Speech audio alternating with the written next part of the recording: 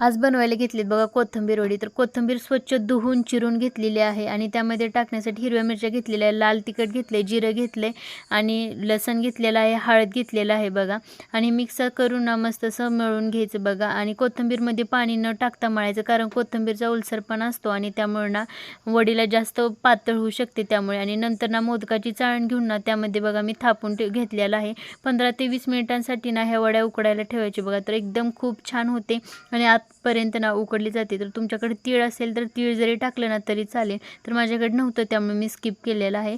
आणि ना ही वडी आहे ती चाकूने ना चिरून घ्यायची आहे. तर अगदी छान बघा होतात आणि जास्त पण अशी जाड नाही आणि जास्त पातळ नाही. तर एकदम छान अशा वड्या बनवून तयार होतात.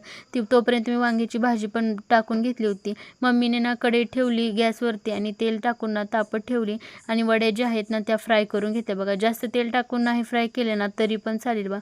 तर मस्त अशा वड्या पण बनवून तयार होतात. तर आजचं आमचं जेवण वांग्याची भाजी आहे, सोबत कोथिंबीर वडी आहे आणि बाजरीची भाकरी बनवलेली आहे. तर